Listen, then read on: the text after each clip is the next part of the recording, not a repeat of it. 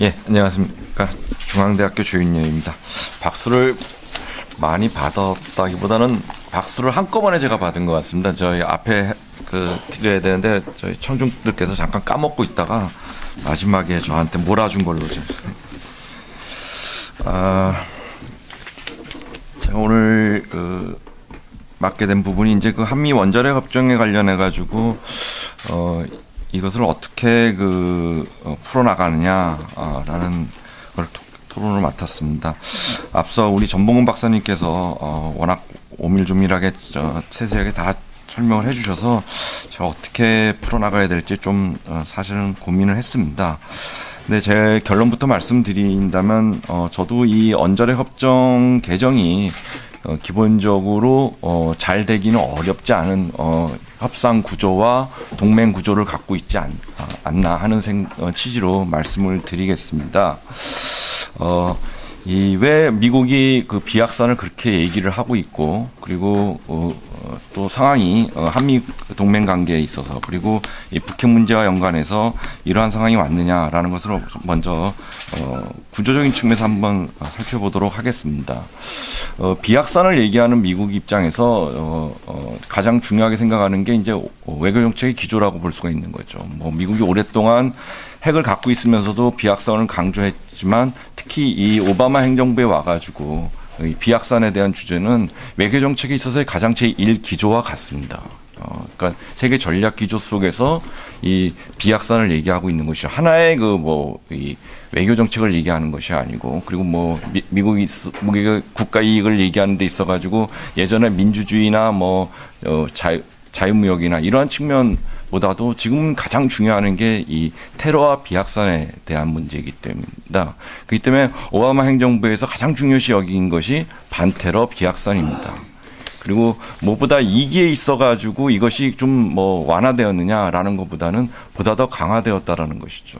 즉, 주로 이제 행정부들이 바뀌고 그리고 이제 재선이 되면은 1기 때 하지 못했던 거를 2기에는 좀 더 잘하려고 하는 경향이 있습니다.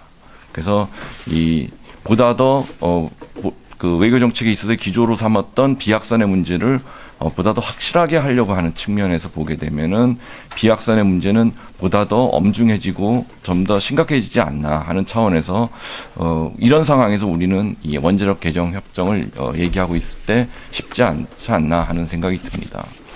그리고 또 하나는 이제 이 의회의 문제입니다. 행정부보다도 이 비약산의 문제, 즉 이 테크니컬한 어떠한 원자력에 있어서의 평화주 이용, 이거를 떠나서 이 안보 측면에서 다루고 있는 의회의 입장은 보다 더 행정부보다도 더욱더 강경하다라고 볼 수가 있는 것이죠. 전통적으로 의회는 이 비약산 핵 문제에 대해서 보수적이면서 강력하게 제재를 하려고 추구를 해왔습니다. 그러던 차에 2009년에 이제 아랍에미리트와 맺은 협정이 있습니다. 미국이 이 재처리와 농축 이거를 하지 않겠다라는 것을 이제 받아내면서 이제 협정을 맺었는데, 이것을 이제 골드 스탠다드라고 하는 것이죠. 이것을 이제 미국 정부의 의회 입장에서는 모든 국가들에게 재처리와 이 농축 문제를 적용하는 것을 이제 얘기하게 됩니다. 그러니까 아랍에미레이트가 이제 시범 케이스가 된 거죠. 그래서 한국도 이러한 문제를 이제 적용하라고 이제 의회에서 주장을 하는 거죠. 그러나 이제 미국 입장에서는, 정부 행정부 입장에서는 이 골드 스탠다드를 모두 적용할 하는 경우에 있어가지고는 미국의 에너지 산업이 이제 어려워질 가능성이 있는 거죠. 무슨 얘기냐면 미국만 핵국가가 아니고 프랑스나 이러한 여타의 국가들이 이러한 원자력 기술을 파는데 미국의 입장만 받아들인다면은 다른 산업에 있어서 가지고 이제 산업이 이제 활기를 잃는 거죠. 그렇기 때문에 이제 프랑스나 이런 국가들로 이제 원자력 협정이나 원자력 산업을 이제 확대할 가능성이 있기 때문에 미국 산업의 위축을 가져올 수가 있습니다. 그래서 행정부는 골드 스탠다드의 선택적 적용을 얘기하게 되는 것이고, 반면 미국 의회는 여전히 골드 스탠다드를 강력하게 이제 강조하는 경향이 있는 것이죠. 그런 것을 하기 위해서 이제 입법화를 이제 추진했지만 이제 얼마 전에 이제 폐기가 됐고, 그런 사이에서 이제 입법화와 의 문제에 있어서도 여전히 의회에서는 이 골드 스탠다드 적용 문제라든지 핵 문제에 있어서의 비확산과 연관되는 모든 그거에 강력하게 제재하려는 차원에 있다고 볼 수가 있습니다. 이런 차원에서 사실은 미국 행정부나 의회나 여러 조야에서 이러한 그 핵 문제에 대한 시선이 곱지 않은 상황에서 우리가 사실은 협상을 한다는 것은 사실 쉽지 않은 상황인 것 같습니다. 그리고 무엇보다도 문제는 우리 정부만 시급한 거지 우리 국민들에게 이러한 문제를 이해시킬 수 있느냐라는 차원도 사실은 어렵다고 이제 보는 것입니다. 외교 정책이라는 게 사실은 국민들의 하합을 통해서 이것을 가지고 다른 타국가와 협상을 해야 되는데 국민들도 설득하지 못하는 상황 속에서 과연 미국을 설득할 수 있을까라는 차원에서는 상당히 어렵다라고 볼 수 있는 것이죠. 마찬가지로 앞서 그 전봉근 박사님 얘기하셨다시피 더욱더 상황이 악화된 것은 어떻게 보면 북한의 3차 핵실험 그리고 여기서 같이 터져나온 우리의 핵무장론입니다. 핵무장론이 현실적으로 어렵다는 것도 모두들 이해하지만 이것을 계속해서 주장하는 것은 핵의 평화적 이용에 대한 의심을 우리는 받을 뿐입니다. 이것을 뭐 전략적으로 미국과 협상하는 데 있어서 하나의 카드로 쓸 수 있는 것으로 이해하시는 분들 계시겠지만은 이러한 카드를 사용하기 위해서는 전략적인 합의와 상당한 어떤 능력이 있어야 됩니다. 협상 능력이. 근데 그것을 어떠한 합의도 없이 이러한 상황 속에서 이 카드로 쓴다는 것은 오히려 불협화음만 그리고 협상력을 떨어뜨리는 상황인 것 같습니다. 무엇보다도 합의도 되지 않고 미국 정부와 의회의 입장이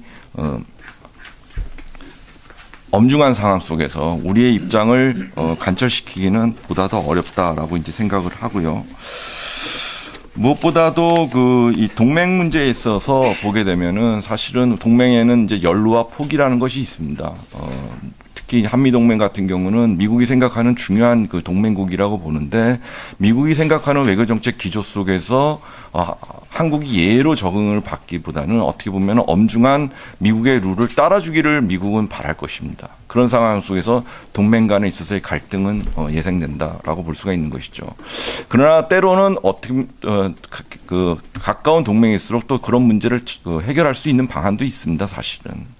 그러나 지금의 상황과 이명박 정부의 상황을 보게 되면 조금 다르다고 볼 수가 있는 것이죠.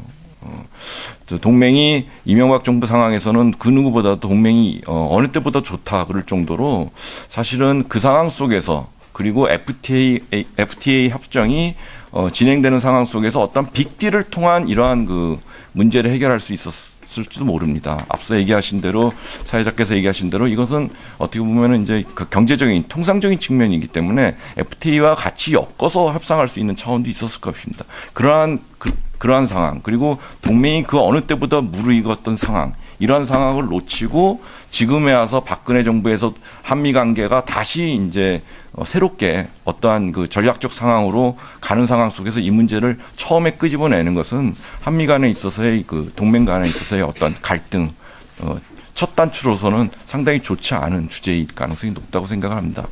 따라서 이 문제가 어떠한 기술적이나 경제적으로 매우 시급하고 엄중한 우리의 과제일지는 모르지만은 안보적 상황과 이 동맹적 상황 여러 가지로 환경적 상황에서는 성숙성, 타이밍 이런 것이 적절치 않기 때문에 큰 틀에서 보면은 매우 힘든 상황이지 않나 봅니다. 앞서 말씀한 대로 기술적으로 그리고 경제적으로 상당히 우리가 어느 정도 미국을 설득시킬 수 있을 거라고 생각을 하지만은 제가 생각하기엔 저 같은 정치학을 공부한 사람이 기술적으로 암만 완벽한 거라도 그것을 정치적으로 이해할 수 있는 무지한 그 기술적 내용을 이해하는 데는 상당한 시간이 걸릴 것 같습니다.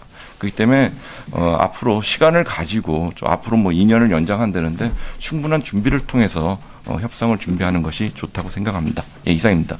감사합니다.